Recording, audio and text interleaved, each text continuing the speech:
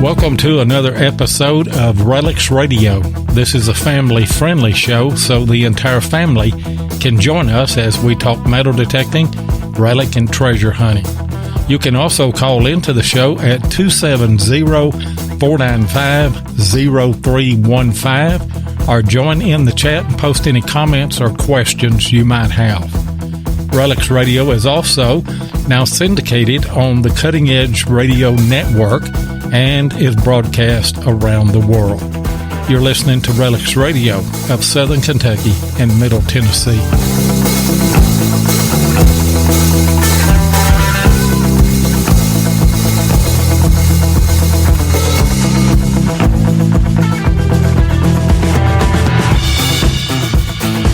And you are listening to RELICS Radio. I want to welcome all of our live listeners tonight on the Spreaker.com app. Also want to welcome all of our syndicated listeners on the Cutting Edge Radio Network.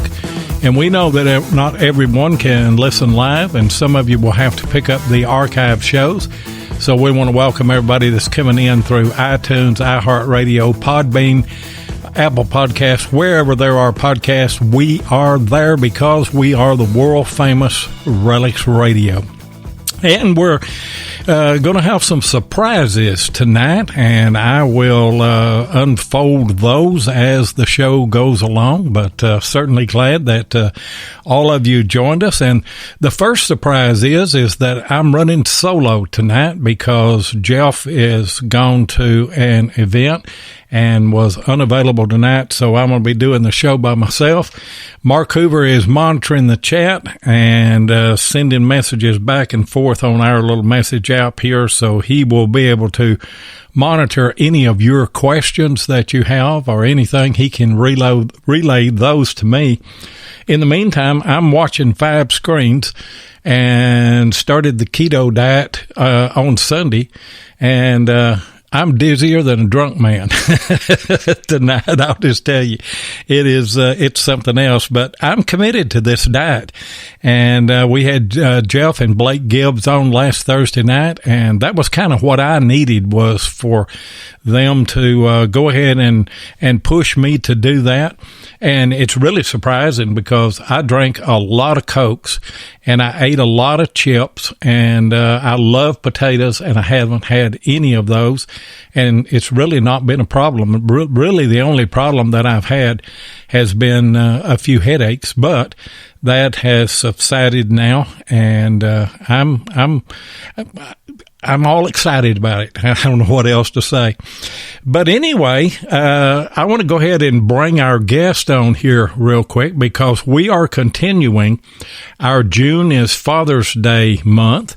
And in that vein, we have Tony and Caden Frangella with 5280 Adventures. Welcome to the show, guys. Good morning, boy. Yeah. And, that was a great picture that you guys sent in on the promo. I really like that picture. Caden, which one of y'all's better looking? Me, definitely me. Come on. Tony? No, have you seen yourself? You looked in a mirror? Oh, sorry. Never mind. They cracked. Never mind. Be nice there, boy. Well, I'll give you your minute or two there, Tony, to kind of answer him on that if you want to. Well, I may not be better looking, but I definitely have the experience in the years, so I'm definitely smarter than him. True. Yeah, that's right. And everybody may not know, but right now, Caden is nursing a broken leg. Now, I'm going to tell you something, Caden. I've known a lot of diehard hunters, but I have never known a metal detectorist to get in such a hurry that he runs out in the field and breaks his leg. Yeah. Go ahead and tell us how that happened. So I actually was skateboarding, and I had gone down a pole, and my skateboard had slipped out from under me, and I broke my leg. So, and it's a good break as well. It's a decent break. So he broke both bones in the lower leg and each bone in 2 spots. So he's got 4 breaks. Ooh, and he says that's a good break, but I guess one that didn't require surgery, right? Of course. Yeah. And I had one more quick question before we get into our segments and everything tonight. Tony, who's the best hunter out of the two of you? Best hunter? That's a good question. Well, I mean, I know that we'll talk about it later, but we have quite a few competitions between us, and I'll just let those videos speak for themselves. I would have to say Caden is usually the loser in the videos, but he ends up winning somehow. I don't know how he does it. He's done pretty well. I think it's about 50-50. Yeah, I think it's about 50-50. We're both decent. If he's only using an Ace 250, so if we get upgraded to a better machine, I have a feeling that I'll be losing a lot more competitions with him. He's pretty darn good. What do you have to say about it, Caden? Well, it definitely does come down to how long you've been hunting, where where just the coins are naturally just going to fall, and Tony usually has that kind of experience. Yeah. I don't. I usually just swing. I just swing and hope for the best. I just hope to hear a beep. I've learned over the years that swings are good places, monkey bars are good places, sometimes near trees are good places, but he pulls stuff out of his pocket that I never knew about. Wait, what? Heck yeah. Why do you think I'm always leaving with a pocket full of coins when we go metal detecting? That way I can drop them and find them. Oh, so that's what's going on here. Yeah. Well, it goes back to having the knowledge. I'm much smarter than you are. I mean, that's just cheating. That's not smart. That just proves how cheatful you are. That's fine. And I have to, full disclosure, guys, I've been a little bit deceptive, but I'm going to get somebody in here on with us that can tell us. I do have a co-host tonight, and I'm going to go ahead and bring him in. I'm not going to tell you his name, but go ahead and say something, and we'll see if anybody can ID you. Well, I've got a little bit of input with this best hunter between the two, and if you'd like me to talk a little bit about it. DK from Adventures in Dirt, I reached out to him earlier in the week, and I said, don't tell Tony and Caden, but I want you to I want you to co-host with me tonight. So tell us about it, DK. Well, I'll tell you, it depends on what we're talking about hunting for. Now, if we're talking about using the metal detector and getting out there and scoring some cool history, I think I got to give the edge a little bit to Tony. But if we're talking about brown trout, pulling them out of the frozen lakes, I don't know. I think maybe Caden's got an edge on him, and we haven't yet to see what kind of turkey hunter he is, but we just might want to wait and see how that goes. Yeah. Well, I mean, I'd probably be better at hunting. You never know. Yeah. I'm smaller, so I can hide. Yeah. So if I've got it all right, you are the best looking one, you're the best hunter, and you're the best fisherman. So we got all of that cleared up to start the show then. Tony's probably the best hunter. I'd probably want to give Tony the best hunter. But he's still not the best looking. Okay, I'll give you that then. Yeah. Let's go ahead and get into the show, guys. And there are people that are listening tonight that I know that have never heard you guys. So started out by telling us, Tony, I'll start with you. How did you get started in the hobby? Well, I think I started about 4 years ago. I've always loved history, loved researching history, learning about history. Even went to college. I started out as a major in history. So I just love the historical side of just the United States and the world.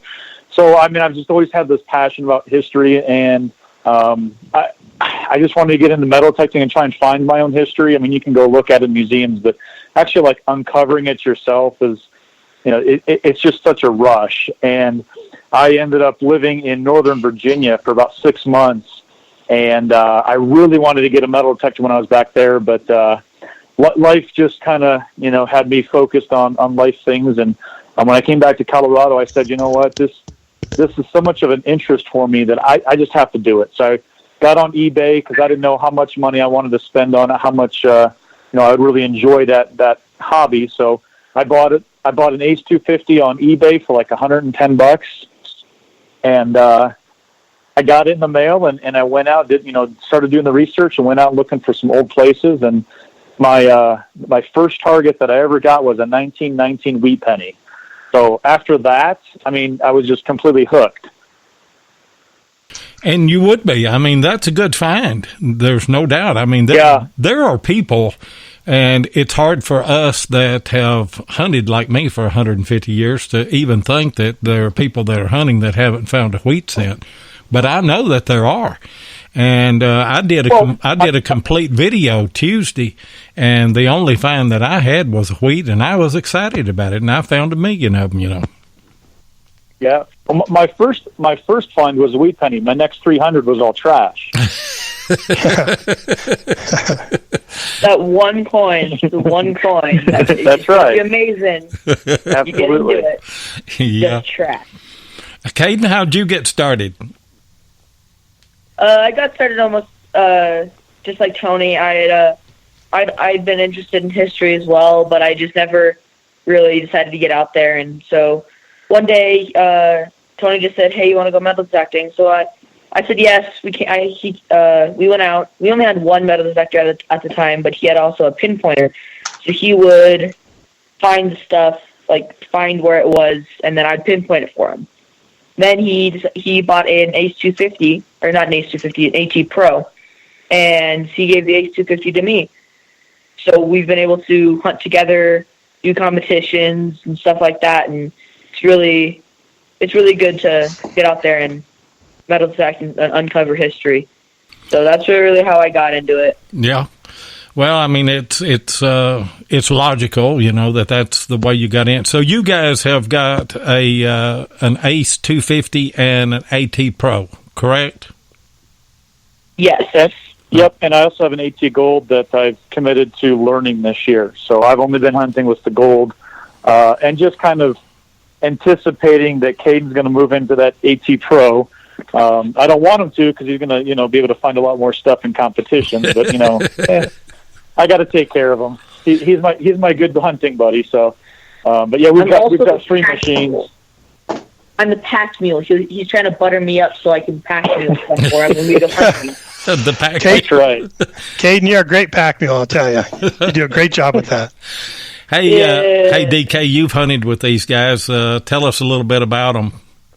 Well, I'll tell you, they're a great team. They're lots of fun to go out with. I tell you, they really make the hunt just exciting and fun. Seeing those two interact with each other, which you guys can already hear already, right? You can kind of already hear the banter going back and forth between these two, and it doesn't stop out. It doesn't stop out there in the field. I've had the privilege of hunting with Caden a number of times.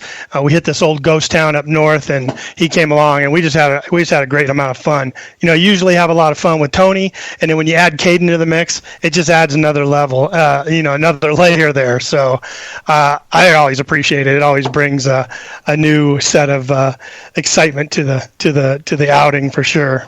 And I'm in the best of all worlds right here because y'all are used to this, all of the back and forth that all of you have, and y'all let me in on the group tonight. I sure do appreciate it. I can just imagine, just with Tony and Caden, the way they're going back and forth, and then DK, you throw him in there. It's rather exciting, I would say. I will tell you, I mean, the 3 of us all have a fantastic relationship, but I think that's one of the biggest things is just that relationship. I mean, we find fun things, and we've got a display case, and things we've never found, and uncovering history. But man, going out all together, it's where it's at. I know that you know that too, Loy. I mean, the friendships and time that you spend with your friends, doing something that you all love, you just can't replace that. Even if we never find anything, it's just getting out there. That's absolutely true. It's the relationships that you build in this, and I consider all three of you guys, we've never met face to face, but I consider all three of you guys real dear friends, and I can't wait for all of us to meet and get to shake one another's hand and hopefully get out and swing a little bit. Hey, we need to take a break for just a minute and run a commercial, and we'll be right back. T-shirts are a perfect way to get your brand recognized, whether you're talking about a business, a club, a sports team, your YouTube channel, or whatever. But you may have asked, where can I get quality, affordable shirts on demand? Well, I'm glad you asked. RELICS Radio uses DetectTees.com for all of our T-shirts, long sleeve shirts, and hoodies. That's DetectTees.com. Ken and Mark Guthrie make quality shirts that last, they ship quick, and best of all, they're affordable. So if you need customized apparel, then go to DetectTees.com and be sure and tell them that RELICS Radio sent you. And here's the next surprise for tonight.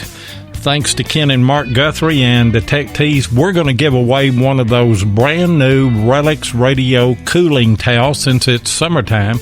And I'm going to tell you something, guys. These things are fantastic. Dip them down in the cooler and take them out and just pop them and then put them over your head, put them around your neck. You're not going to believe how good that these things are. We're going to give one away tonight. And we're going to give it to the first person that can tell us. We're talking to Tony and Caden from 5280 Adventures. Where did they get the 5280? How did they come up with that? First person that can come up with the answer to that, you've got a cooling towel. That's a pretty good contest, ain't it, Ken? The answers start rolling in at. See if people know the answer to that one. Yeah, I had you muted right there. I'm sorry. During the commercial, I popped you back out there real quick. But yeah, okay. I see somebody's already got it here. But I'm going to let Mark Hoover's watching the chat, and we're going to let Mark is always the official person in this. And so we're going to let him give us the official answer. And he said it in the chat. It's Nick Haas. So, all right, Nick. Yeah, you know Nick, don't you? Congratulations, Nick. Yeah, congratulations, Congrats, Nick. Yeah.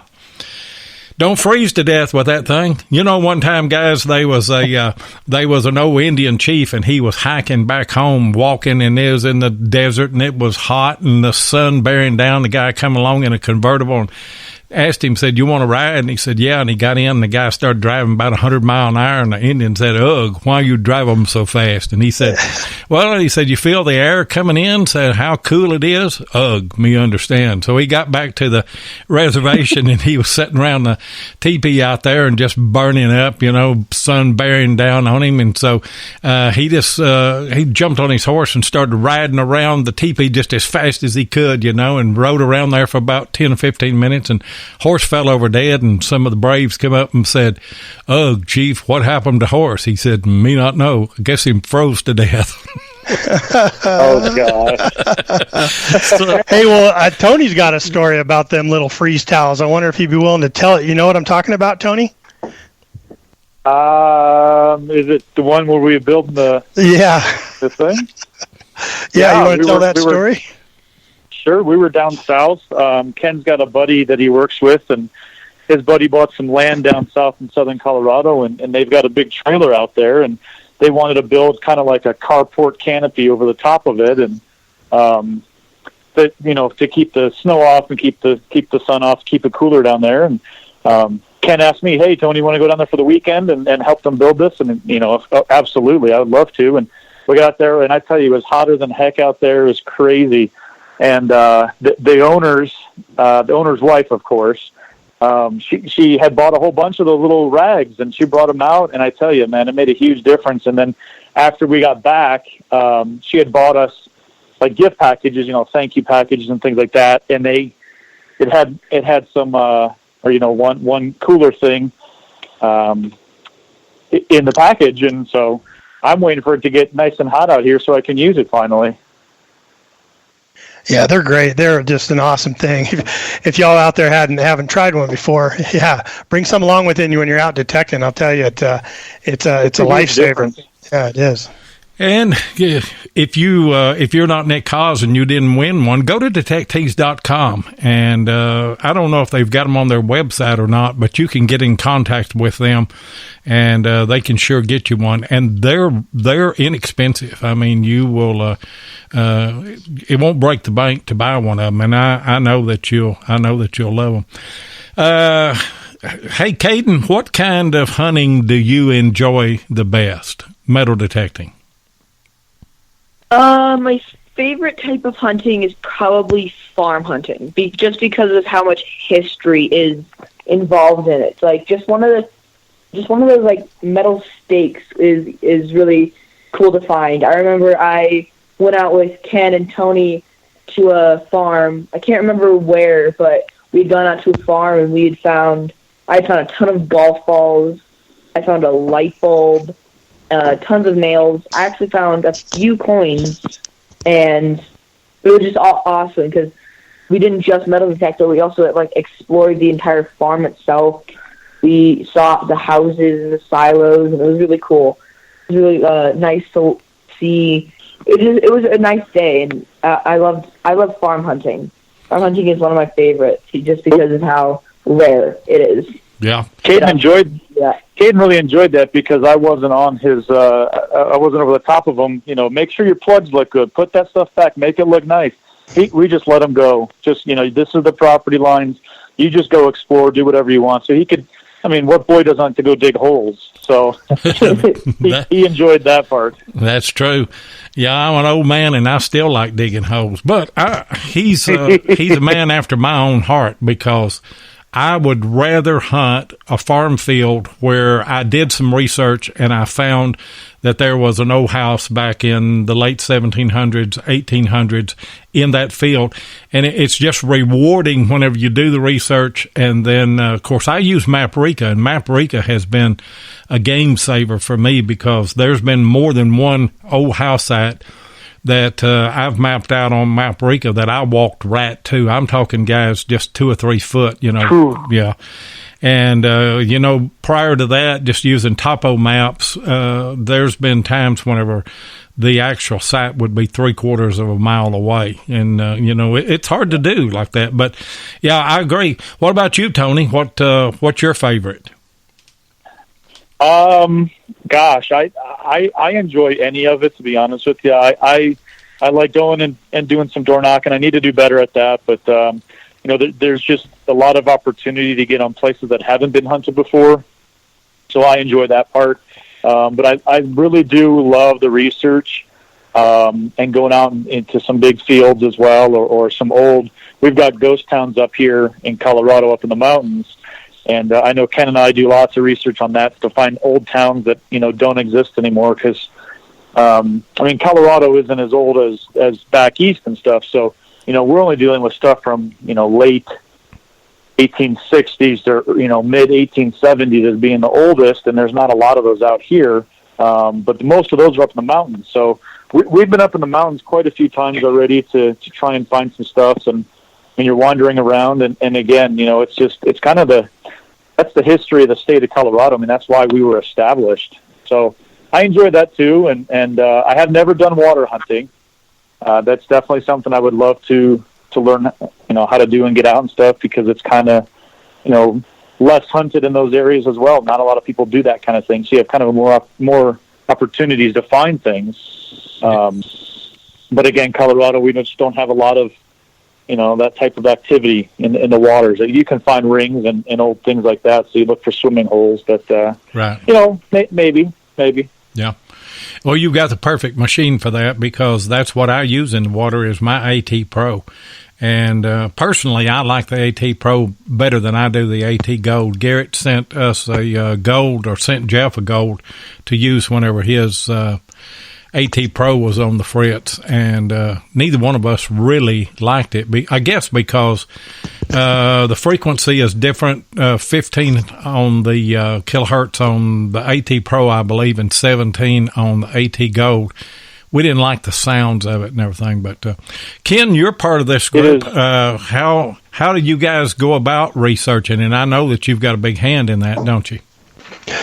Yeah, I love doing research. I really do, on all kinds of things. Even research when it comes to finds and locating information. There was a gentleman on YouTube that released a video where he found an old Masonic master worshipful brother medallion here out of Florida, and had a name on it. And boy, I just went into full tilt researching the guy's name and trying to find out as much as I could, just to pass along to that other YouTube guy and give him the information, because I just really enjoy research. But so does Tony. Tony and I will go back and forth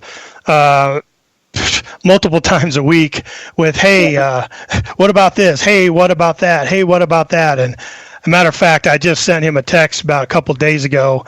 My eldest son was in Tennessee for a music festival. Is Bonnaroo in Tennessee? Yeah. Near Nashville? Yeah. So he was there for a music festival, and he sent me a text and said, Dad, one of my best friends I just found out over a beer has an aunt that owns a ghost town up above Boulder, Colorado, and it's called blankety blank. So I sent that to Tony, and I said, hey, let's start doing research of this old town. We might have an inn here, Yeah. So we're looking forward to that. How much different is it hunting in Colorado than it is other parts of the country? You've already talked about the water, that the water is completely different, but what other things are different, Tony, about it? I think one of the biggest things is, we find, like I said, the oldest history in the state are going to be old mining towns. And generally, when we try to get up there and things like that, there's not a lot of public property. Everything's going to be private, and it's all going to be private mining claims. So you really, really have to do your research, and they're very serious about being on somebody else's mining claim. Even though we're not looking for silver ore, or, gold, we're not panning for gold or prospecting, things like that. We're just looking for old relics. That's a pretty serious crime here in Colorado. So the mining claims is the hardest thing, I think, just to make sure you're in the right area. I got a great app called OnX, and I use that for, hunting. I went turkey hunting and just trying to find places like that. But it does tell you, the owners, if it's private, if it's federal land, and those kind of things. So that's helped out a lot. But, getting really into the older part of the state, it has been a little bit of a task for us, just to make sure we're doing everything legally, because that's not something we really want to play with. Yeah, I guess that is true. I mean, you've got so many gold claims up there, and there's been more than a few people that have lost their lives because they were in the wrong place at the wrong time, right? Yeah, that's not something we really want to play with.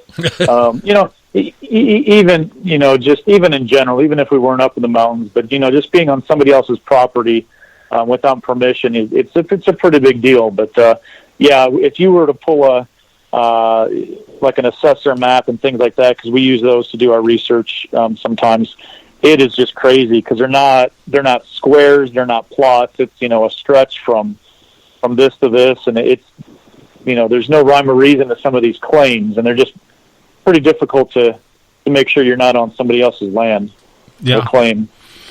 What about you, Caden? Do you get involved in the research, or do you just hunt after they find the spots?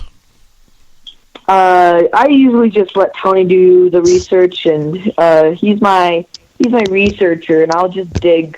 I just love to find it and dig. And I was going to ask which one of y'all are smarter, but he just revealed that right there, didn't he, Tony? Yeah, see, you teed that one up perfectly for me. Teed that hey, one when am I going to be able to just come along and dig? Oh, yeah. See, You know, I mean, go I ahead. could just tell you where everything is, and I could just say, "Hey, Ken, we're going hunting. You want to come? It's a good spot." Or I can just say, "Hey, it's a bad spot. Don't come." Yeah. Well, that sounds good, Caden. Yeah, I'll look forward to that. That'd be awesome. Yeah. Hey, guys, it's commercial time again. We'll be right back. If your passion is metal detecting, then you know how much your success is based on the equipment you use. Let my buddy Tim Henderson of Murray Branch Outdoors in Murfreesboro, Tennessee, help you with that. Tim is an authorized dealer of Mine Lab, Garrett, XP-DES, and macro detectors and supplies, and also carries many aftermarket items. Murray Branch Outdoors is not only competitive in their prices, but the service after the sale is second to none. Tim not only sells detectors, he uses them, and so he can answer any question that you might have. Murray Branch Outdoors also deals in used detectors, and he'll take your old detector in on trade when you decide to upgrade. So give Tim Henderson of Murray Branch Outdoors a call at 615-948-4611 or visit his website at www.murraybranchoutdoors.com, and be sure and tell him RELICS Radio sent you.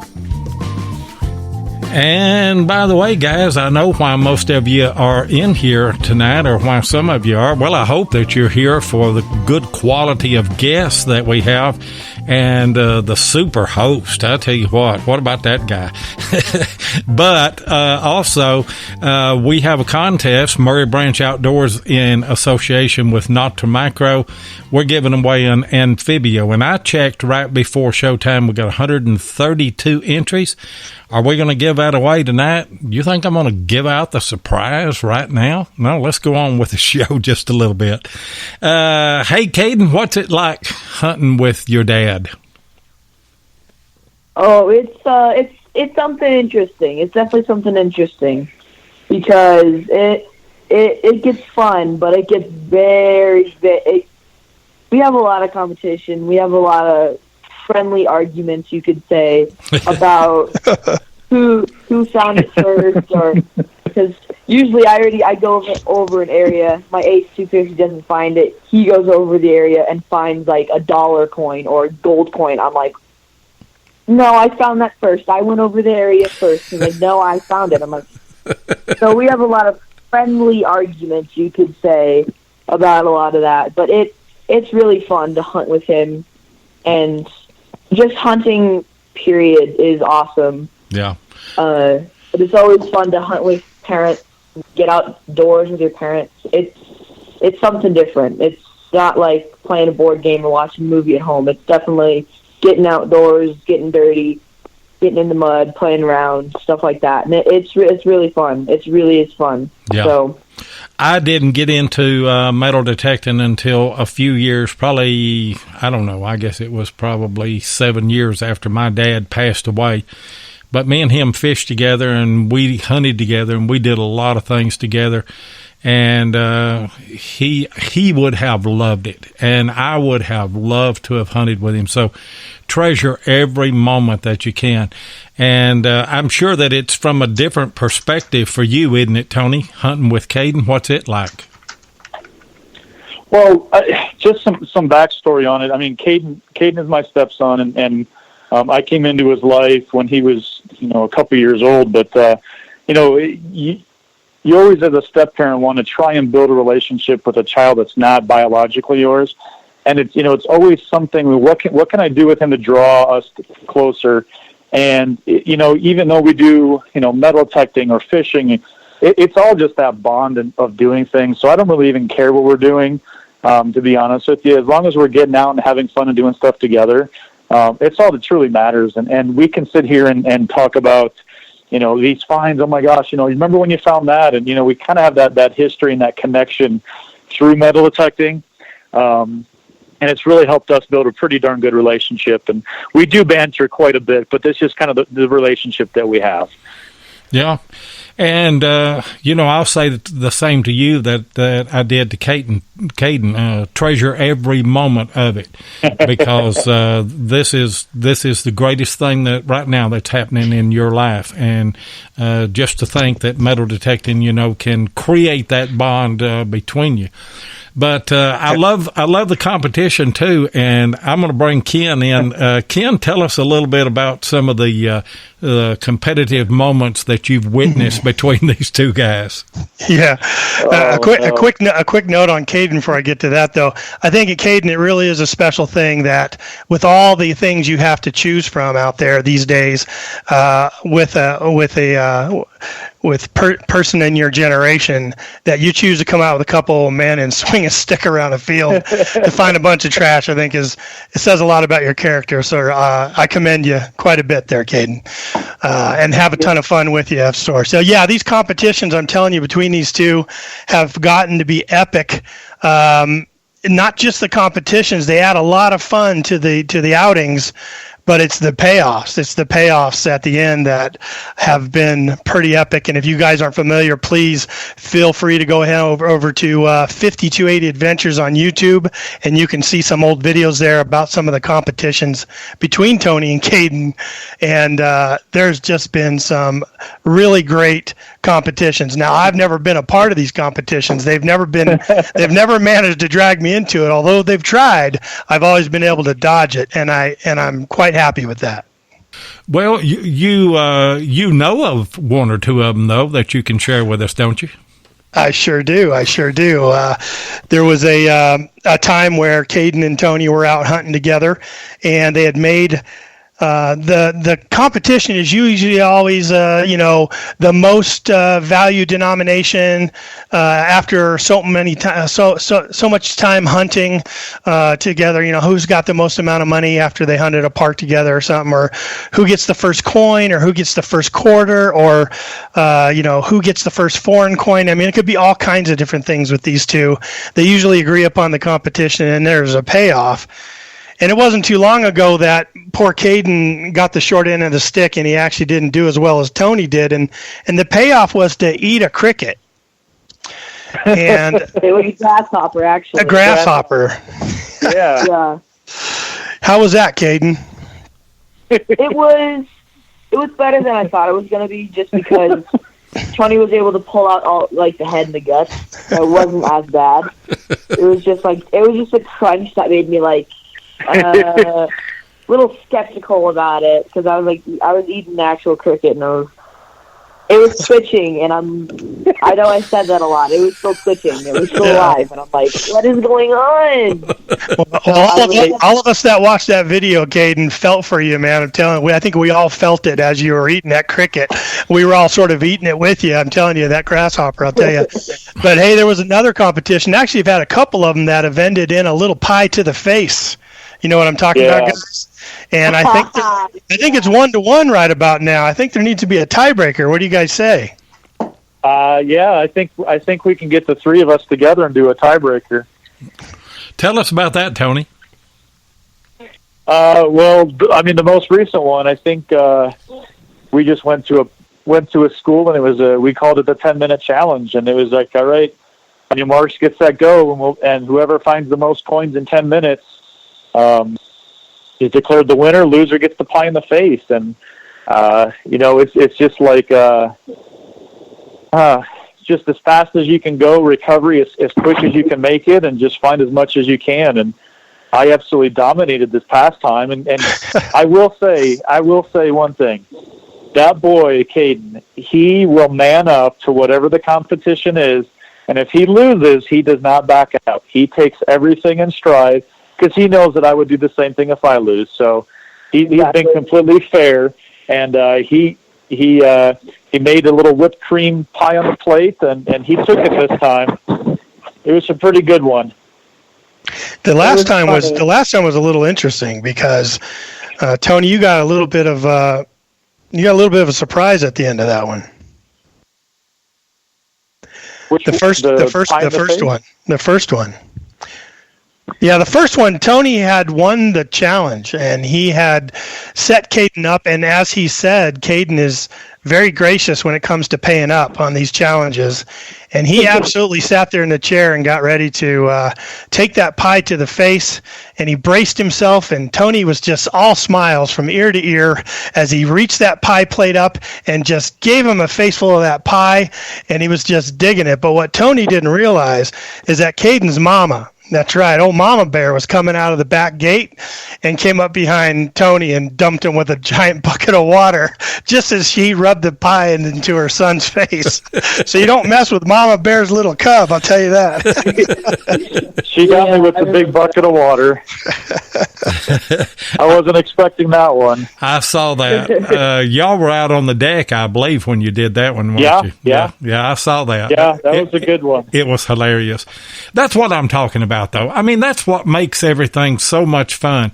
Me and Jeff, I remember, were hunting at an old colonial house, and excuse me, I had dug a signal out. It wasn't all that much, but I was filming it and had the hole open there, had my camera down there, and I hear something hit the ground, and it's a golf ball. Almost went a hole in one. He almost got it in the hole. But that's what makes everything so much fun, is the shenanigans that you pull on one another and everything, isn't it? Oh, we have a blast. I mean, like you said, you hear the banter back and forth, and we definitely have a good time. Like Caden was saying, it'll be, the rules get changed or something like that, and we start arguing and bickering and things like that. But you know what? It's just a blast. We have a good time. Whatever in the heck we're doing. I mean, we've done competitions out ice fishing. So it's just a great time for us to have together to draw a connection with each other. It doesn't matter, honestly, what we find. We're both there to support each other with everything, but we have a riot. I'm not going to lie. We have a really good time. And I'm sure hoping he never thinks of the idea of bringing the competitions to our little hunts, because I'd hate to see some of the consequences that man could probably come up with, I'll tell you.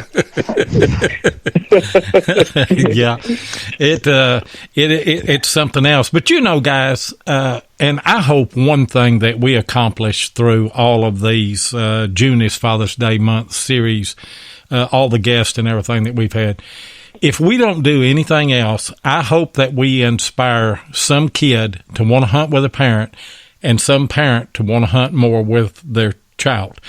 And I think that is, it is an absolute wonderful bond. I went to the lake this last weekend. The wife and I did, down to the houseboat, and we went out on an island there where I've hunted before. And I can't get, our oldest grandson has always lived with us, Austin, and he's more like our boy than a grandson. And I could never get him interested in metal detecting, but we had parked the houseboat on this island and kind of stranded there, so I got it out and got to hunting, and he come out there, and I said, here, try it. And so he dug a few coins, and, I thought maybe this will spark something and he will want to do it. It was kind of short-lived. It didn't last. But anyway, I told her, I said, that's the only place that me and Austin ever metal detected together was right there. Mm. And that is a special moment for me. And I just know it is for you, Tony, and I suspect that it is for you, Caden. And then, DK, you get the advantage of watching all of that. Absolutely. Yeah.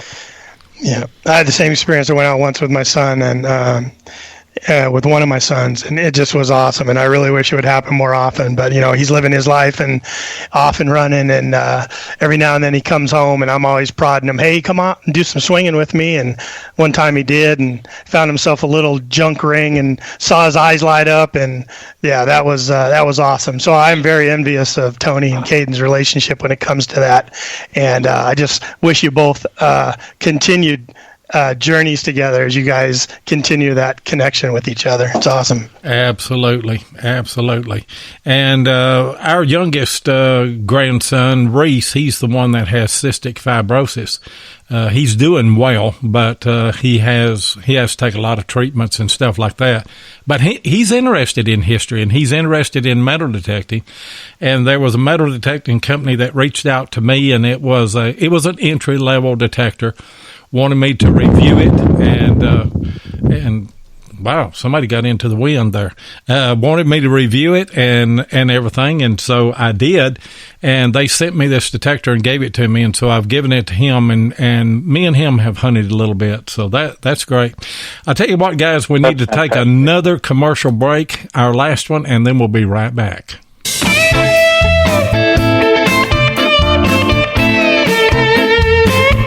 If you want to keep up with what's going on in the metal detecting world, then you need to be a subscriber to American Digger magazine.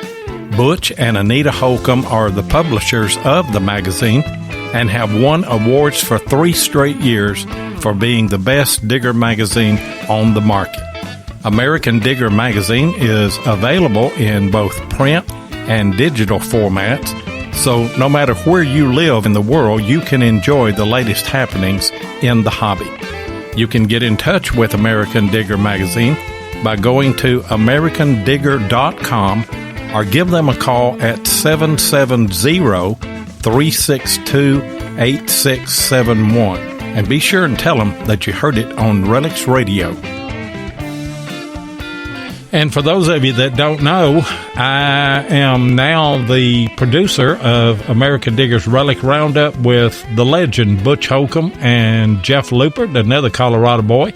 And we have a show every Monday night at 9 o'clock. And what we've started doing over the past few months is called Writer Spotlight. We're going into the magazine and we're finding those writers and finding those stories and highlighting those on Monday night, and they are really, really interesting shows.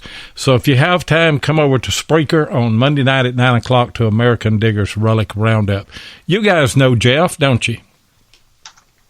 Absolutely. Yep. He's in our treasure hunting club, the Eureka Treasure Hunting Club, and we meet about we do meet once a month, and he's I think he's now the president. He was the vice president. And we've hunted together a couple times. Absolutely. Jeff's an awesome guy. Talk about knowledge. Yeah. He's a smart guy. Yeah, he's been hunting for a lot of years, and he's coming. I've never met Jeff, but he's coming to the Chattanooga Relic Show because we're going to do some live podcasts there for RELICS Radio, American Digger, and I think we're going to resurrect History Seekers too and do 3 live podcasts there. And by the way, guys, that's in Chattanooga, Tennessee. It's July 27th and 28th. If you come, be sure that you come over to the broadcast table so that we can all meet you. Me and Mark Hoover and Jeff will be there, and Mark's wife, Gail, will be there also. I think mine and Jeff's wives are going with us, too. So come over and let us meet you and everything. Hey, guys, I noticed this last week. Jeff and them had a big rattlesnake that they had found on a hunt that they were on. Is that something that's common in your area this time of year? Yeah, out in the plains, I definitely, I know, actually kind of a story here with DK. We were out at a bottle dump, and I had come across a rattlesnake out there. So there's a lot of desert plain type area, from the east side of Colorado, and yeah, rattlesnakes are out there. You have to be pretty careful. I went out and bought some snake boots because when I was out hunting those areas, I don't want to get bit. So I went out, and my wife was very happy when I brought those home, even though they cost a good chunk of money. Because I'm glad that you got those. I don't want you getting bit. Yeah, they are about $100 plus. I've got a pair of them, and we've got a lot of copperheads here, and I wear mine summer and winter because they're just a comfortable boot. I'm not going to tell you the brand because they didn't give them to me. I had to pay for them, so I'm not going to advertise for them. But, yeah, if you're in snake country, you need to get those. And Jeff said, we're going to eat him, and I don't know if they have or not. I'll ask him then again Monday night. But, Tony, what other things do I'll tell you what, guys, let's open up the phone lines. 270-495-0315.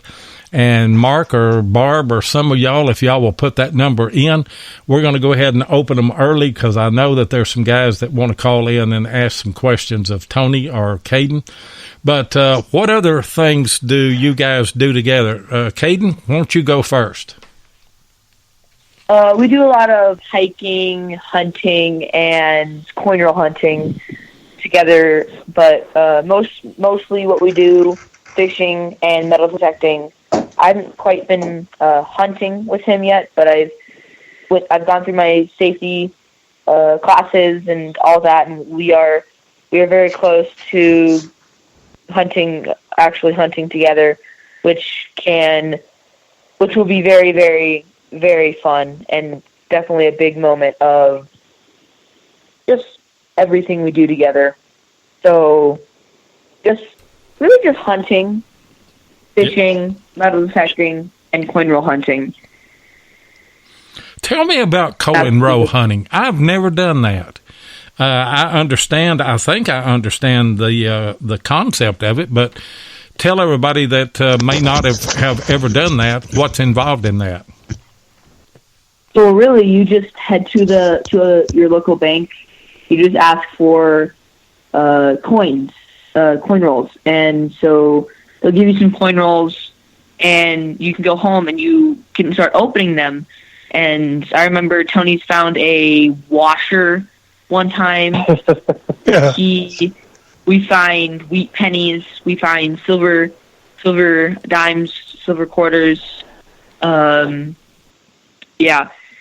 And so we do competitions together about that. We did a pie in the face challenge where I think it was first person to find a Wheatie would win, and the loser would get a pie in the face. So yeah, it's not that hard. You can just get out, go to the bank, and just ask for some coins, head home, and just start opening up. Yeah, sounds simple enough. Hey, guys, we've added a caller, Greg Pickens from Finding America. Welcome to the show, Greg.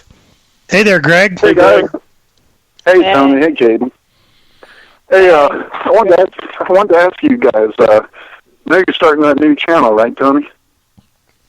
Yeah, I just put out a video that I wanted to make sure that 5280 was kind of back to the beginning of where I wanted it to start it out as, was metal detecting and coin roll hunting. And so my next endeavor, I guess, is to kind of branch out to, it's called Colorado Adventures, kind of going off the same thing as 5280 Adventures. And it's going to be all of our outdoor stuff. So it'll be our hiking and camping and fishing and hunting and all that kind of stuff will be on Colorado Adventures. And you know, if you guys enjoy that, that's just another channel to watch videos on. Absolutely. No, I'm looking forward to it. I was just wondering, do you guys ever do any mineral prospecting? There used to be a show on the Weather Channel called The Prospectors, and they were all doing that up in Colorado, and I love that show. We haven't been out looking mineral-wise. I know that Ken and I and Caden, our pack mule, he's the one that brings all of the prospecting equipment down to the river. Yeah. We've done prospecting and stuff down in Clear Creek Canyon and things like that for gold, but we've never been out for the mineral side. That's, again, it's an interest that we all have. I mean, it's an outdoor adventure, and, you're searching for stuff, so I'm sure that we would really enjoy that. That sounds really pretty cool. Oh, Greg, don't add another hobby to our to our repertoire. Oh my gosh. It's all treasure hunting there, man. Exactly, yeah. Yeah, whether it's good Thursday. Yeah, whether it's Goodwill or whatever, it's all treasure hunting. That's right. Usually about Thursdays, I get my wife to ask me, so what are Ken and you doing this weekend? That's usually the question that I get. Yeah, I know that feeling. I got one channel, and it's hard enough to handle. That's absolutely the truth. Well, I appreciate it. I will be checking out your new channel, and I just wanted to give you all a call and tell you I'm enjoying the show. Thanks, Greg. We're enjoying your channel. Appreciate you calling in. Absolutely. Yep. Thanks, Greg. Good call. Appreciate it. Thank you. Hey, guys, the lines are still open. It's 270-495-0315. We love callers, and might have another surprise or something. I don't know, especially if we could get a new caller in here tonight, somebody that's never called in. But y'all have done a little bit of gold panning, haven't you, Tony? Yeah, we I just picked it up last year and started it. I mean, you live in Colorado. It's such a mining history. It's kind of a no-brainer that you will go out and hunt for gold as well. And so I tend to, my wife doesn't like this. It's a good and bad thing. But if I pick up a hobby, I usually generally jump into it with both feet. So, I bought the sluice, bought the buckets, got the classifiers and the pans. And I mean, everything and anything you can imagine, of course. So, yeah, we've gone out there and, I've watched videos and read books about, how to do it, what I'm looking for and all that kind of good stuff. And when you've got a 13-year-old with 2 good legs, not right now, but usually 2 good legs. Yeah. He makes a great pack mule to bring all that gear down to the river. That was funny. Yeah, I literally felt like a pack mule. It was. He had this huge backpack on with all of the gear in it. And a ton of energy. Hilarious. Oh yeah. Well, you tell him, hey, you can find gold. Let's go find gold. Well, of course he wants to go do that, but after the first bucket of material, he kind of had some second thoughts about it. It's a lot of work. It is it's a lot of work. And me and Jeff got into the same thing this last year. We bought the classifiers and I bought a blue bowl and I've got we both got a sluice and everything and you just have these dreams, of just coming back with all kind of gold. And Kentucky is one state that almost has 0 gold in the creeks. We found a couple of specks, but that is just about it. But it's a lot of work. There's no doubt about it. Even with a sluice and all that, you still got to process all of your material, and it'll break your back. Yep, for sure. What about hunting? Animal hunting. What kind of animal hunting do y'all do? You should have a good place to hunt there in Colorado. There's lots of places. There's lots of public land, all I've been out doing is small game, and this was the first season. This spring was my first season for turkey. And I know Caden has one of the good things that we do have definitely is our interest in firearms and weapons and guns and things like that. So definitely. we do a lot of shooting together, target practice and stuff like that, and just been trying to teach him. My background is in law enforcement, and I was a senior firearms instructor for my department for 11 years. So I had a lot of tactical training and involvement in weapons. So I try to pass on the safety side to Caden and teach him to make sure that he has that knowledge and stuff. And it's really evolved into we're gonna go out and hunt, and we're gonna figure this out. So I think this fall we're gonna try turkey together. And like Caden said, he just got his hunter safety certification, so he's ready to get a license and go out and sit in the field and put in some poison ivy, I guess, and see if we can get on any turkeys. Yeah, and I tell you what, guys, if you don't know about turkeys, they can see a tick on a tree 150 yards away, and their eyesight is phenomenal. Hey, we've got another caller on, Charles Dessler. Welcome to the show, Charles. Hey, Charles. Hey, Charles. This isn't Charles. This is Chuck. I'm no relation to Charles. I'm just first-time caller here. I heard you might you wanted a first-time caller to call in. Oh, yeah. Hey, I'm just sitting there, guys. I just playing your game tonight, Loy, and enjoying this podcast. I'm out in the shop working late and playing catch-up on everything. And the connection and the camaraderie these guys have is pretty impressive. I like it. It's amazing, isn't it? Thanks, Chuck. It is. I'm sitting here. I got 2 hunting buddies, and one's an hour and a half away, and the other's 3 hours away. And other than that, I just go out by myself. I haven't run into any locals yet. That in 4 years, hitting it pretty hard locally, and just to see the fun that you guys have. I shouldn't say see. I haven't caught any of your videos yet, but I'm sure going to now. And but you guys are tearing it up. Where are you at, Chuck? Where do you live at, Chuck? I'm in Michigan.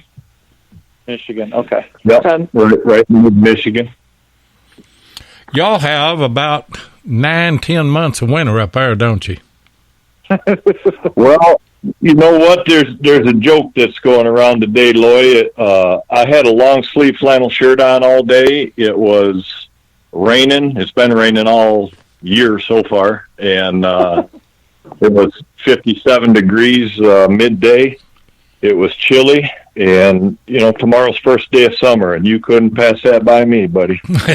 I did break a sweat once this year. It quit raining for a few minutes, and the sun peaked out, and humidity shot up, and that I think about half the state had a heart attack because it got so humid so fast. But it froze again the next day, I think. That's Chuck. What are you doing in your shop there? What are you tinkering around on? I'm a full-time bow maker. I make long bows for a living and a bunch of other stuff, but that's my main gig right there. Impressive. That's awesome. Yeah, and so I'm out here. Go ahead, Lloyd. I'm sorry. Well, I was just going to say, need to check out our show with him because he had an amazing show with us, and go and check his videos and everything out too. Yeah, definitely will. Yeah, I appreciate that, Lloyd. And I had a great time that night. That was just fun. I was really surprised how that all went down. But these guys get on there tonight. It just tickles my heart, a stepdad drawing in a young man like that and speaking into his life and holding him tight and exposing him to the goodness that's going on out there. And it just don't get any better than that, No. And they got a good buddy that tags along with them too and gets involved, and that's just awesome stuff. Tags along, yeah. Hey guys, thanks for the call, Chuck. We've got another caller that's coming in. Yep. 98. You gotta go get it. Thanks for taking me. Okay, talk to you later. Thanks, then. Chuck. 9818. The last four numbers. Who we got? This is Nick from Thin Blue Diggers. Hey, Nick. Hey, Nick. Hi, Nick. Welcome to the show. You got a question for all these hooligans here? I'm good friends with Tony. We got in contact about a year ago through YouTube, and he's an Ohio boy originally, so that's where I'm from, Ohio. But I just wanted to stop in and tell everybody hi, and it's a great show tonight, and I'm really enjoying it. I'm also a stepfather of 3. So I've always taken my kids out as well. I have 6 boys, so total. So we're always out relic hunting and metal detecting and stuff like that too. So it's just great to see Tony and his boy doing it on their videos and stuff, and I really love watching his channel. Yeah, Thanks, Nick. They are amazing. Yep.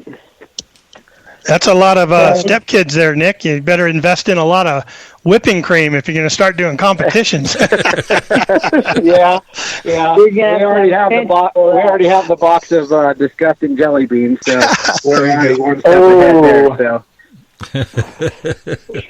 Yeah, when I get out to Ohio this next time, Nick is on my list to stop by and do a collaboration with. Nick's a great guy, man. We've connected through a couple different avenues, and he's a good guy, and I appreciate you calling in, Nick. He was texting me before the show trying to see, hey, can you send me the link? I want to make sure I get on and listen and everything like that and support. So I really do appreciate the support from you, Nick. I really do, man. Yep, no problem, and I thank you for your support too, Tony. So. Now, have you guys ever hunted together? No, not yet. Oh, you're like me and all the rest of y'all here. You're just looking forward to that moment. Yeah. Yeah. You meet so many people through YouTube. It's amazing. And you connect through comments or private messages and things like that, or even live streaming. You get to talk to people live and interact that way. And I tell you, it's opened up a whole new world to me. I talk about all these different kind of people that I meet on YouTube, and it sounds like the kind of the weirdest little thing, but you crazy friendships that you never would have thought you'd ever meet or make. And the next time, and I've been out to Ohio a couple times and hunted, and I've made a lot of friends in Ohio, and it's a great place to go metal detecting. And I'll head out with Nick the next time I'm out there for sure. Yeah. And it is. Whenever I first started my channel, I thought, I will be lucky if I ever get 100 subscribers, and I'm up around 3,500 now. It's unbelievable, that many people would come and subscribe to your channel and everything. But I have met so many people through that YouTube channel and through Facebook and now through the podcast and everything. And you just consider them dear friends, and the majority of them you've never shook their hand. I mean, you've never met, you've never hunted together. But I know if I was in any area where any of you guys lived and I got in trouble, I could call and you'd be there in a heartbeat. 100%. 100%. Yeah, and I would 100%. I'd do the same thing for anybody else. So, it's a great community, and a lot of people are down on the internet and everything that's done on the internet, and there's bad apples in everything, but this is a great community. Wouldn't you agree? Yes, it's a great community. I've met a lot of people through the metal teching community on YouTube, and I've met up and done some collabs with some people, and it's just been a great time. Now, do you know Bill Marsh, Ohio Relic Hunter? No, I didn't. I talked to him there in the chat a little bit ago and asked him where he's from, so I'm sure I'm going to get in contact with him. He's only a couple counties north of me, so maybe we'll get together with him sometime and maybe do a collab there. So. Well, I am seriously thinking about this fall coming up and trying to hook up with Ohio Relic Hunter. We've been friends for a good while now, and I've never got to meet him, never got to hunt with him, and I really want to go up there and meet him and really go up there and hunt with him too. So maybe we can all get together on something there then, And yeah, that would be awesome. I'm not much on competitions though, because I'm on the keto diet, and I can't have no pie in my face or in my mouth or in my stomach. You know what, Lloyd? We'll keep it to you just have to eat a worm or a grasshopper then. Or a steak. Or a steak. Yeah, a worm or a worm and grasshopper. Now, are they low carb? I think they are. Yep, low carb, low protein. You're good. And the wife and I told her Monday, I said, we've got to go to the store. I've got to find some stuff, that I can eat. And, of course, I'm old and I can't see no more without reading glasses. Didn't take any reading glasses, and she's in about the same shape that I am. Here we are up one aisle and down the other aisle, and we're trying to read on there how many carbs is. And somebody passed by and said, excuse me, can you tell me how many carbs is in this, And they all look at me like I'm crazy, But, it's something else. It really is. But, Nick, good call, and we appreciate you calling in. I tell you what I'm going to do, Nick.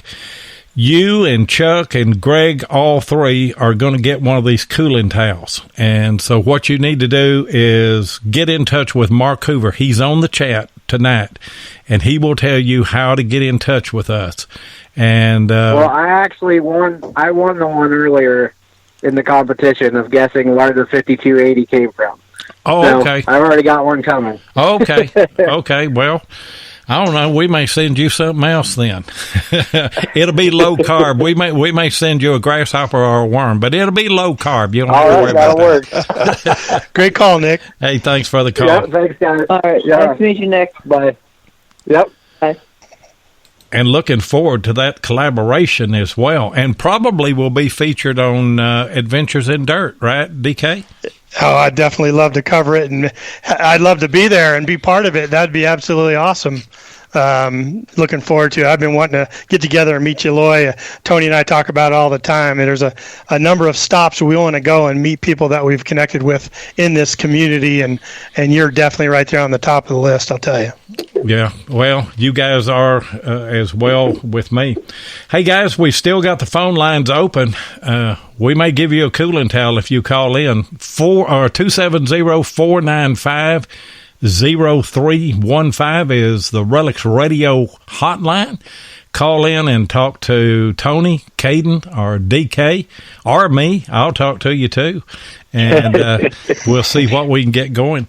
Any more stories that you want to share with us there, Tony? Not really. I wanted to ask Caden, out of all the hunting that we've done, all the metal detecting, what has been your most favorite find that you've ever found? It could be anything. It doesn't have to be the most valuable or the oldest, or what has been your favorite find? Because I'm interested in this. Yeah, you took the question right out of my mouth. Go ahead, Caden. Yeah.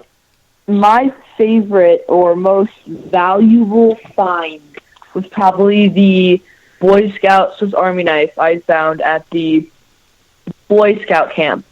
Now, it took me over 15 to 20 minutes. I was sitting there trying to find it. I dug, I think, 3 to 4 holes, all in the same area, and it took me forever. I felt like I was going to need to, because it was a really good signal, and it was solid. I did think it was a nice coin or something. It was something big. And I literally thought I was going to have to bring in an excavator. I'm not even kidding.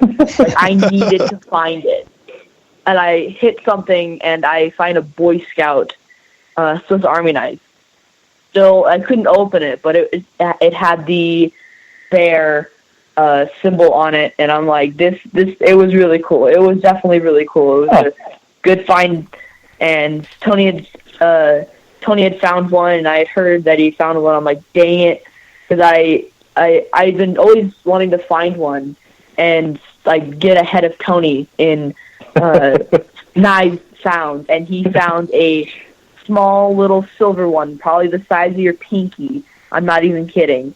And mine's probably the size of your hand. And I was laughing so hard. It was really funny. So, yeah. And it had the bear on it. It had the bear on it and everything. It was really cool. Now, did you do any research on those to find out what age that yours would have been made? What time period? No, I hadn't done any research in it. I was just interested in just it itself and stuff. So I hadn't really done any research in it. I'm not that kind of research person. I find it, and I'll definitely do some research. I will do some research if that's me. But sometimes it doesn't really interest me. Yeah. Sadly, I do wish it does. Do wish it did, but. I metal detect just to find the history and stuff like that. Yeah. And the reason that I asked that is because I did a history clip on pocket knives, and that was part of it. And I remember that the bear is on the older models of those. Hey guys, we've got HD Shovel Ed on the line. What's going on, Ed? What's up, Ed? Hey, Tony. Hey, Caden. Not too much. Hey, Tony, my question for you and Caden, excluding anybody that's actually in the stream right now, what YouTubers would you want to hunt with if you had a free day? I'll take it first, and I'm not saying it just because he's the host of the show and graciously had us on, but I would love to just hunt with Loy. I know that goes against the requirements that you had there, Ed, but I would love to hunt with Loy. I think Loy's knowledge and just passion for the hobby just is insane, and I would just be in awe to just be around him. But if it was somebody that's not on the stream right now, oh man, I want to go back east, up into the New England. And find something 1600s. So I would have to say probably like Digger Charlie from Stealth Diggers, and be at those old cellar holes to where no one's been there for 200 years. To 1700s or 1750s, and just be back in there where no one's been for hundreds of years, and just see what that was like up there. I think Stealth Diggers, their camaraderie between everybody fits me pretty well. Their sense of humor and all that kind of stuff. I think I'd have a great time hunting with those guys. So, yeah. And what about you, buddy? I would love to dig with Dig and Connect or Liz from Dig and Connect up in Canada. It's just I've always been really interested in what she does. I like the just coffee and talk, what she does, and I've also always wanted to visit Canada. I've heard a lot of history about Canada, and so I've always really wanted to dig with her and get out there and be cold and dig away. She's a former police officer as well. Yeah. I heard about that. Yeah.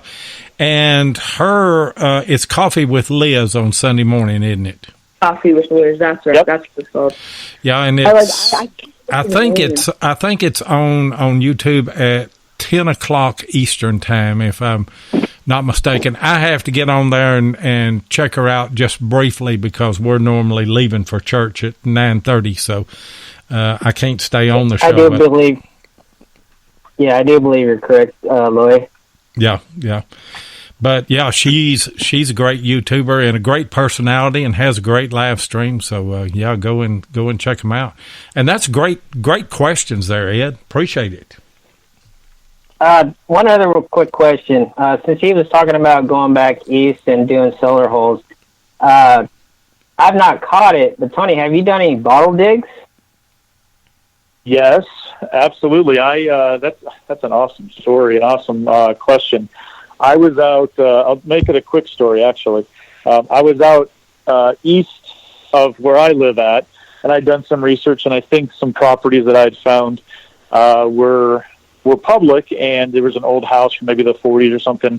So I was going to go out there and see if I could find anything, and I was swinging, and this guy in this truck pulls up. He drives across kind of the field, and he pulls up, and he says, "What are you doing?" I said, "I'm just, looking for old stuff." And he says, "Oh, I thought you were somebody else. Hey, I own all of this land over here. If you want, I've got an old bottle dump. I know my family's owned this for generations. I'll show you where the old grandma's house was and the old bottle dump." And I'm like, "Heck yeah, you're going to let me go." And so he took me back and showed me this bottle dump. It ended up being from the 30s. And I got in there and started digging. And as soon as I got back there, I started texting Ken and DK, and I said, "Hey man, this guy's showing me all this great stuff," because I had never been out to a bottle dig before. And I'm digging around and stuff, and he goes, "Are you thirsty?" And he drove back to his house and got a 6-pack of beer, and we're sitting there. He's feeding me beers, and I'm digging bottles and just having a great time. And he says, "Oh, you can come out anytime you guys want." So of course, I call Ken up, and I'm like, "All right, when are we going out?" And we go out the next weekend, and we're digging and digging. I think we had been out there 2 times. And the last time we were out there, there's a new truck that pulls up, and it's probably a good half mile away up on a ridge.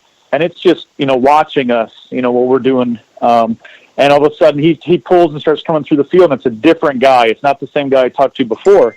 And he says, "What are you guys doing out here?" And he goes, we're digging in this dump. We're looking for old bottles. And, I don't know his name, Mike. Mike, he said we could go do this. He says, Mike doesn't own this land. I do. We're like, "Are you serious?"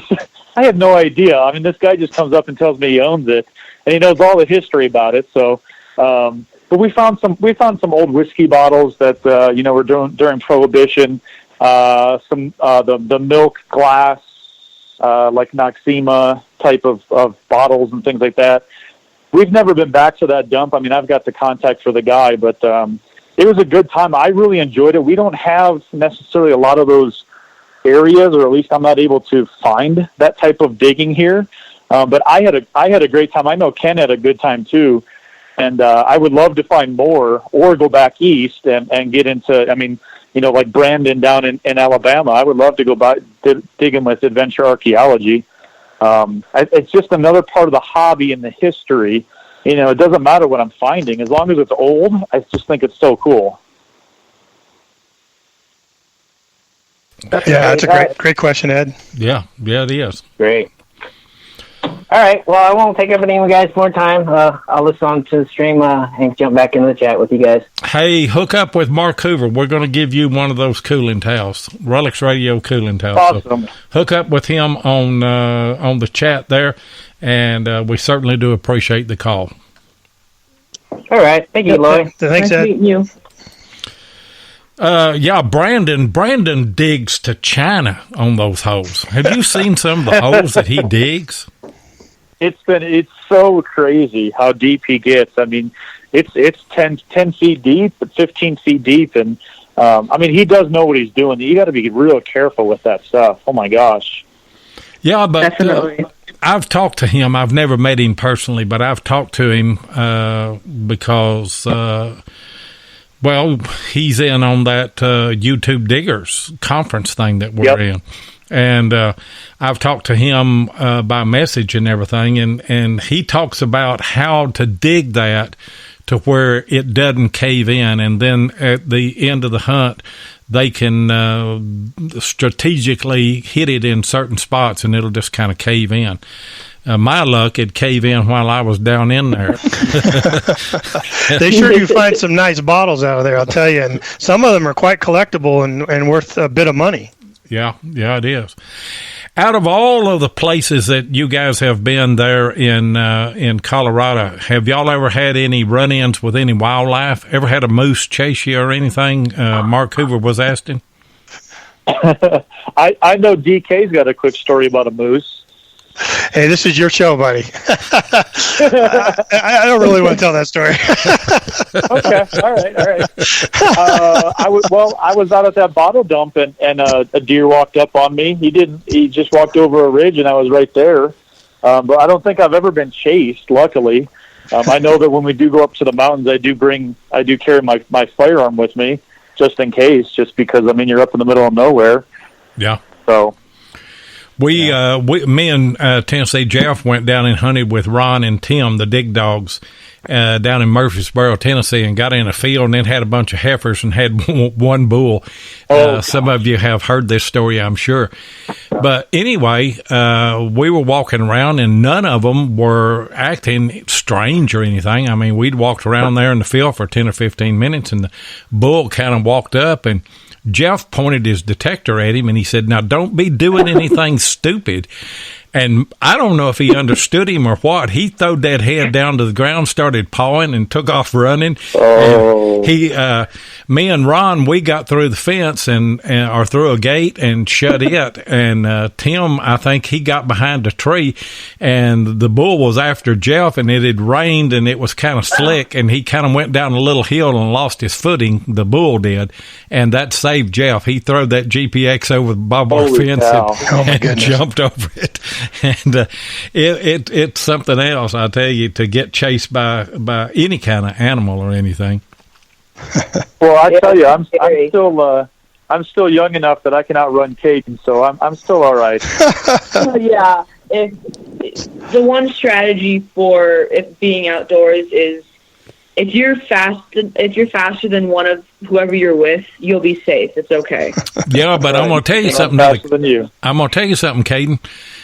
You're the wrong guy right now with that broke leg. Yeah, that's right, Lloyd. Ain't going out in the wilderness with this. Yeah, you need to heal up a little bit more, because that strategy is not going to work. Even with a 150-year-old man like me, I can outrun you right now. Most likely. That's true. I tell you what, guys, if y'all ever come to Kentucky, I tell you where I'm going to take every one of you. I'm going to take you to the infamous 5 Mile Holler, and I want everybody that I know to at least have the experience of going in there and hunting. Have y'all heard the story of Okie metal detecting that came and hunted with me in 5 Mile Holler? No, I haven't heard it. Well, there's a lot of things that have happened in that holler. It's named after a guy that the Indians in 1796, they got him and scalped him and about half skinned him and tied him to a tree, and his name was Meshack. And so they named the creek that comes through 5 Mile Holler Meshack Creek. And there's been just a lot of strange things happen. I remember whenever I was a young man, my dad used to tell stories about, he said, you'd ride a horse through there and you'd feel somebody get on the back of the horse. And, I didn't know if he was pulling my leg on the thing or not. But anyway, I didn't tell Okie anything. I didn't tell anybody any stories. And he's up on a little rise. Now, there's no trees or anything around him. He's up close to the woods, probably 20, 30 yards from the woods, but he's on this little hill, and I know that at one time was a barn there, and the house where Meshack and his family would have lived, and some other people later on. Of course, it's just an old house site now.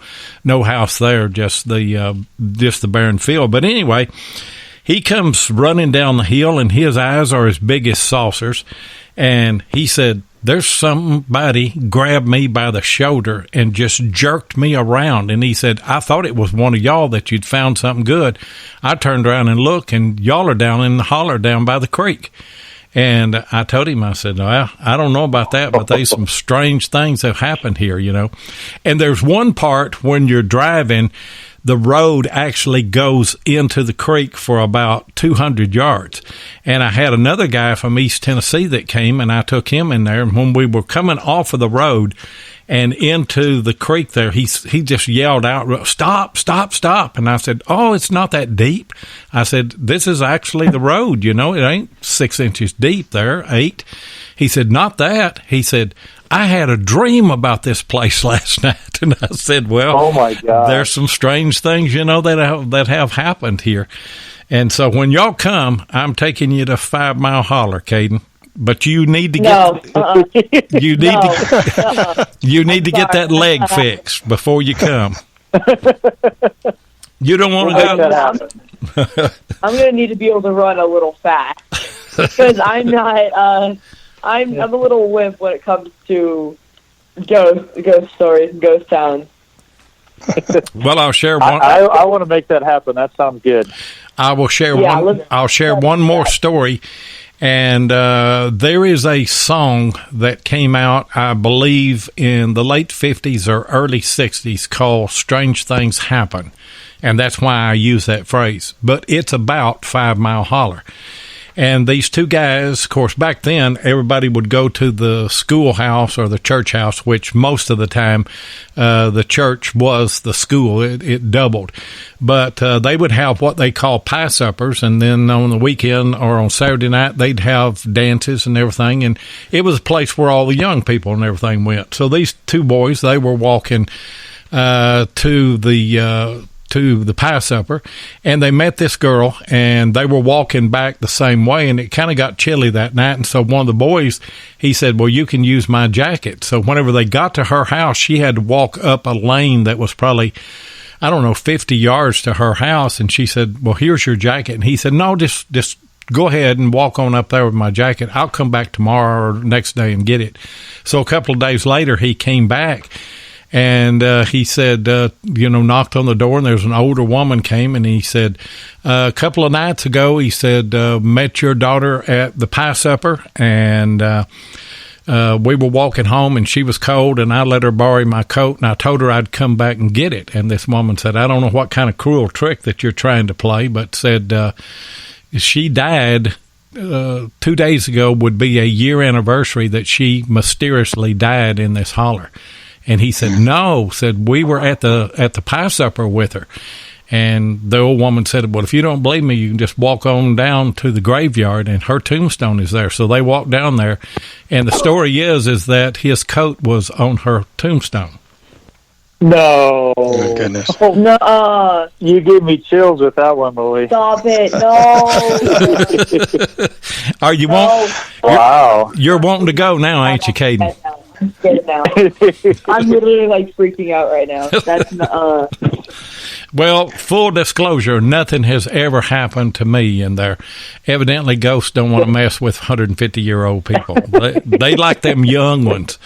Well, I hope if they get a chance to go there, Loy, I get a chance to come with them, because if nothing strange happens, I guarantee you something will. I'd love that opportunity. They like the old ones. We'll make something happen. Yeah.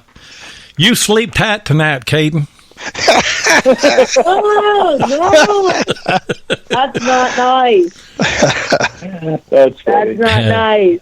Hey, guys, you have been absolutely wonderful guests here on the show tonight. Thank you so much for coming on. Tell everybody how all of your channels, your Facebook and your YouTube stuff, where they can get in touch with you. Caden, go ahead and start off, bud. You can get in touch with me at Caden's Adventures. That's all I have. I don't have an Instagram, Facebook. I don't have any of that stuff. I just have Caden's Adventures. And, yeah, that's really all I do. I do a lot of appearances on my dad's channel as well. So that's really all you can get with me is Caden's Adventures. But, yeah. On YouTube. YouTube, yep. Yep. And I've got 5280 Adventures, as well as Colorado Adventures. And then I've got Instagram and Facebook and stuff. You guys can head over, reach out to me that way if you want to get in touch with me. If you're passing through Colorado, let me know. Maybe we can hook up and go do whatever, even if it's not metal detecting, just to go out for a beer or something. Or go up and pop by a ghost. And by the way, Nelson Sauter in the chat put the YouTube link to the song, and the song is called Laurie, Strange Things Happen. And I can't remember who recorded it, and also Pharaoh's Army is a movie with Chris Christopherson that was filmed and is supposed to be about 5 Mile Holler. So it is a place that does have a lot of history. So go listen to that song. Go watch the movie Pharaoh's Army. And DK, thank you so much for coming in here and helping me with this show tonight. I couldn't have done it by myself. Lloyd, anytime, buddy, anytime. I appreciate you asking me to come on and help kind of get involved with this feature of Tony and Caden. I'm telling you, great people to know, great friends to have, and I really enjoy being in their lives. Thank you so much for thinking of me to coming on tonight, for sure. Well, you were an obvious choice because I knew that you knew these guys.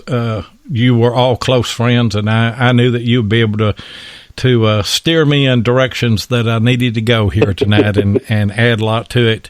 I'm still waiting to be on your show. Holler at me sometime, and I'll do that. Yeah, will do. And appreciate you guys, all of you, being here. And I just got one thing to say to Tony and to Caden. You guys keep doing what you're doing. And thank you so much for sharing it with the other dads and the other kids out here that are listening. You're just you're wonderful role models, and we need more people like you guys in the hobby. Thanks, Loy. I appreciate that. Thank you so much, Loy. Okay. Yeah, it's great to be on this show. It's definitely great to be on this show. Sweet dreams, Caden.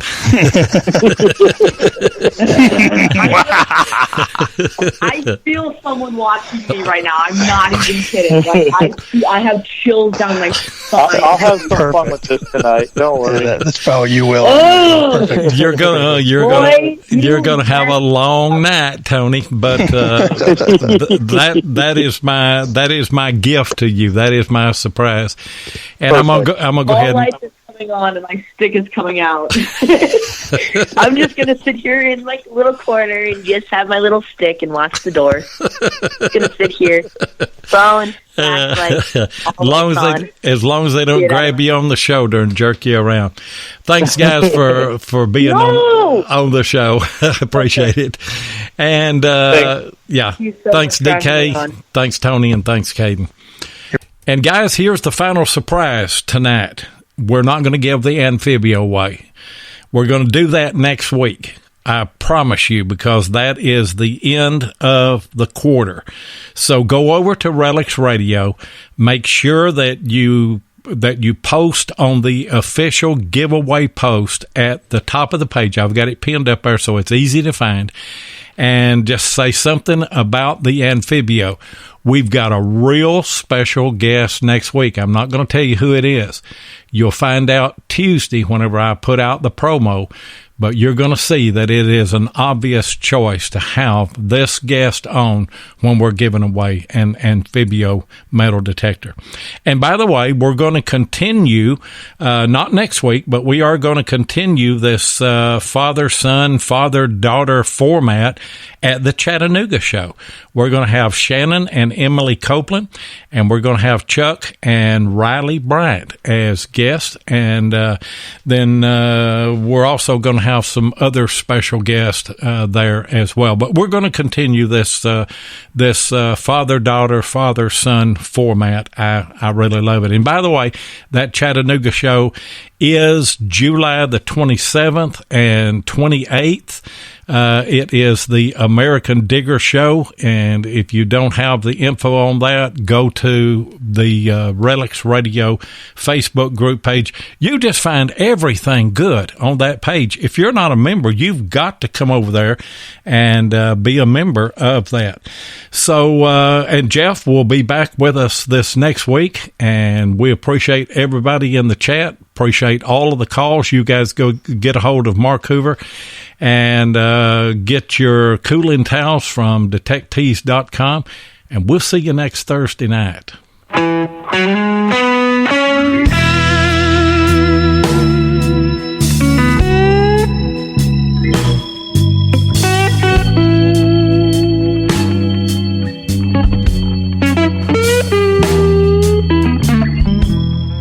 Thank you so much for joining us tonight on RELICS Radio. We really do appreciate it.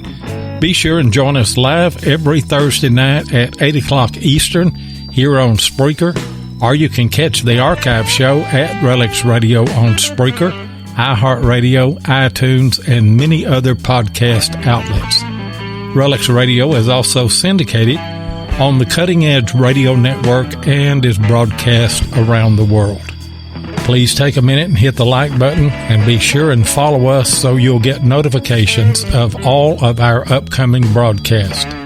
You can also find us on YouTube at Diggin' with 7 or Tennessee Jeff, or you can check us out on our RELICS Radio Facebook group page or Adventures in History on Facebook. If you'd like to get in touch with us, then send an email to relicsradio@outlook.com. We'd love to hear from you. We hope that you'll join us next Thursday night, and until then, get out there and dig some history.